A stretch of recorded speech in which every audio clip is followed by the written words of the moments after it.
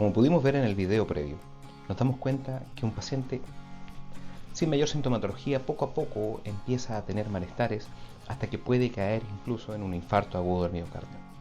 Sin embargo, esto no es casualidad y esto no viene de la nada. Siempre hay sintomatología que lo antecede. Un paciente en el fondo que cae con un infarto agudo del miocardio, siempre hay factores de riesgo que lo predisponen. Pacientes, por ejemplo, lo más frecuente, un paciente diabético sin control, hipertenso sin control, obeso, con un síndrome metabólico, son factores predisponentes para esto. Por eso en el fondo somos tan odiosos siempre con el tema de la alimentación, porque es lo más importante. Finalmente eso es uno de los puntos trascendentales a tener en cuenta para poder prevenir patologías.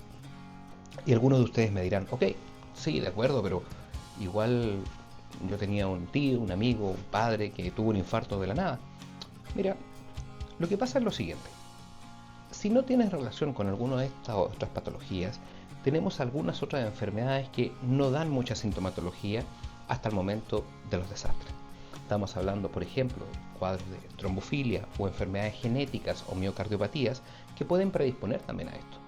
Sin contar también, no menor, el tema de las drogas.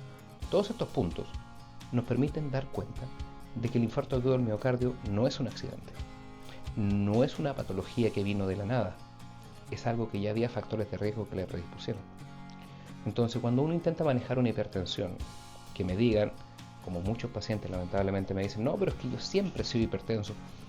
Qué bueno que no ha pasado a mayores, pero el tema va más allá de eso. No se trata de que siempre seas hipertenso, se trata de que intentar manejar esa patología. En el video veíamos en el fondo un paciente con una cardiopatía coronaria, con un cuadro que se desencadenó finalmente como un infarto agudo del miocardio. ¿Cuáles son las sintomatologías más comunes? Principalmente un dolor precordial, dolor de pecho, en el fondo, opresivo, como si estuviera pisando a alguien, como si estuvieran apretando, y que generalmente puede tener una irradiación, se puede aumentar hacia el brazo izquierdo o al cuello. En algunos pacientes también hemos visto que existe una irradiación hacia el otro brazo, pero es mucho menos frecuente. Estos dolores en el fondo generalmente son de madrugada y tiene relación directa en el fondo con algunas secreciones de hormonas que podemos revisar si ustedes gustan en otro video. El punto es, por eso es que los infartos agudos al miocardio generalmente son de madrugada y despiertan al paciente al dolor. Y eso es una bandera roja a tener en cuenta, una campana de alerta, porque un paciente que se despierta por un dolor, algo grave está pasando. Entonces, asociado a estos síntomas, va a tener el paciente disnea, dificultad para respirar, sensación de ahogo e incluso en el fondo pueden llegar a desmayos. Es por eso importante que si tú o tu familiar en el fondo está teniendo alguno de estos síntomas, es mejor rápidamente consultar.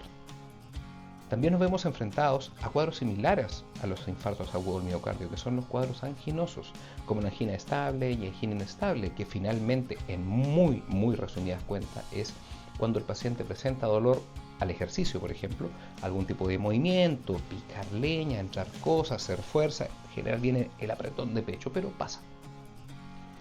Y la angina estable es aquella, en el fondo, que no tiene relación con algún tipo de sobreesfuerzo. Bien, en cualquier momento pasa y puede volver a repetirse.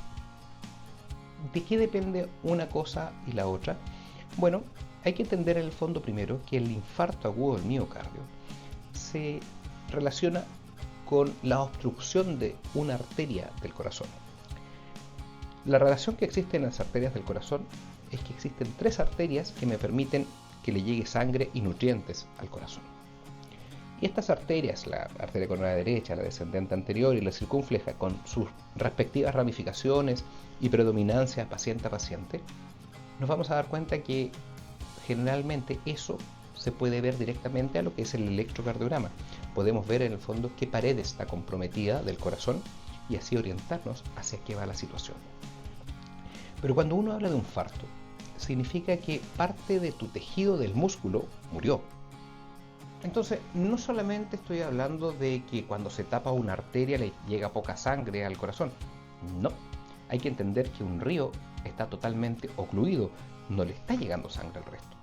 Entonces, eso es sumamente complejo porque significa que ese tejido que era el encargado de esa arteria no le está llegando nada de sangre y muere.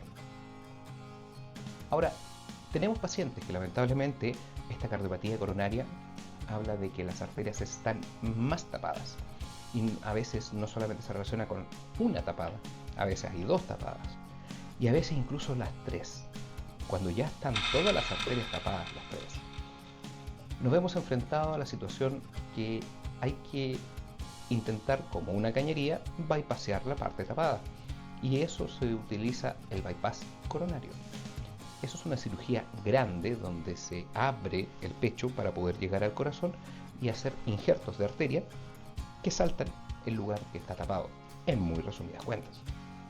Entendiendo esto, nos damos cuenta en el fondo de que el infarto agudo del miocardio tiene muchas aristas.